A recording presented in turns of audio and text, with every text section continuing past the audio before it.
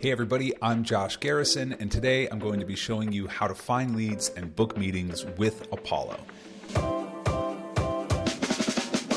Now, before we start building our lead lists and sending emails, I'm going to come to the top right-hand corner where there's the settings wheel, click on settings, because there's a few things we need to do now to set ourselves up for success later. We'll just talk through how the settings are laid out briefly. You'll notice on the left, there's a lot of different buttons you can click here.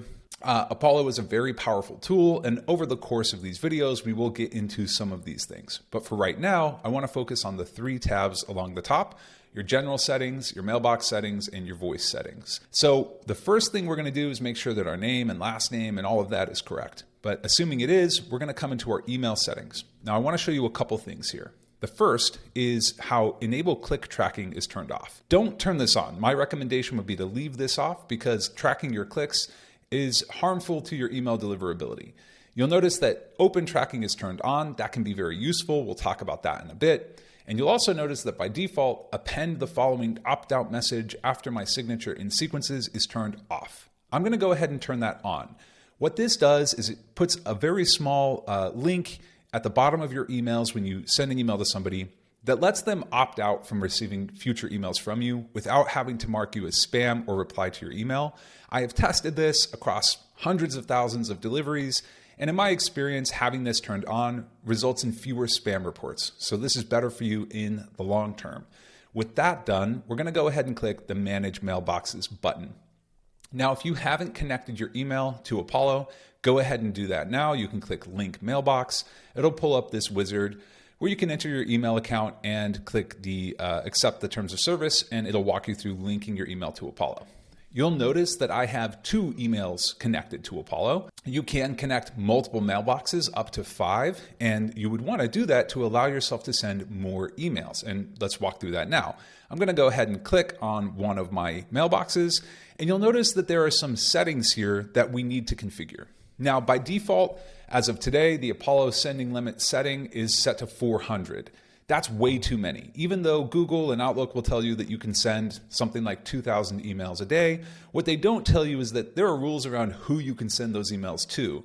And since we'll be sending emails out to primarily people we've never communicated with before, we're going to knock this way down to 100. Now, there's also a setting for the minimum delay between emails. I'm going to go ahead and kick that up to the maximum, which is 90. And there's another setting for the maximum number of emails to send per hour.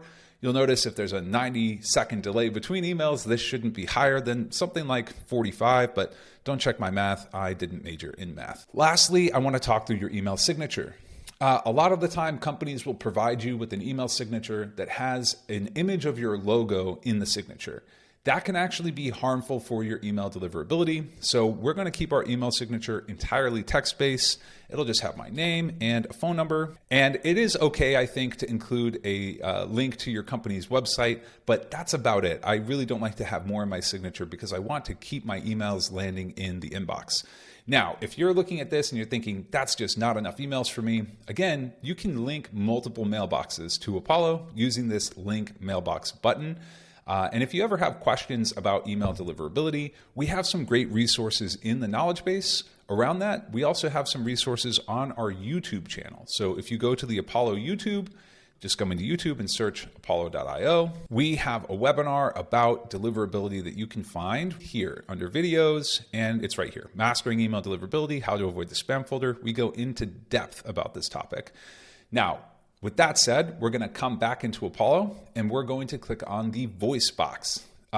This is where we can configure a phone number to call from in Apollo. We're going to need that in a few minutes, so let's go ahead and do it now. I'm going to click Set Up Phone Number, and now I get to pick what country code or area code in the US I want to call from. One thing I will call out is if you want to make phone calls to international numbers, meaning outside of the United States, you are going to need a custom plan. International dialing and local presence, call transcriptions, all of those come with the Apollo custom plan. If you'd like a custom plan, you can come to our website and hit Talk to Sales. So that being said, I am in the San Francisco Bay Area, so I'm going to search for a phone number with the San Francisco area code. Here it is. I'll hit select, and now I have this phone number I can make calls from using the Apollo platform. I can also configure a couple other things here. So outgoing calls, I can choose to make a call directly from my browser. If I have a headset connected to my computer, that's a good option.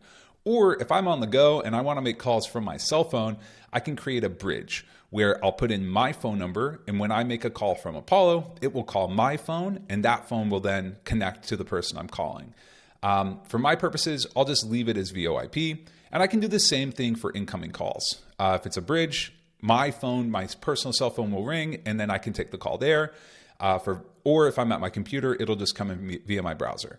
I like to set incoming calls via a bridge to come to my phone. So again, I'll just make up a phone number here. And now, if this was my phone number, anytime somebody called me back from, let's say, a voicemail I left them using Apollo, my cell phone would ring. Highly recommend you set that up. Now, you will notice that there is a box to check for record all voice calls. Depending on where you live, there are different laws around the legality of that. So I recommend you do some investigation and check that or uncheck that as needed. Now I'm going to go ahead and hit Save Settings, and I can come back to my general settings. Again, there's a lot here, so if you want to investigate this, I recommend that you do.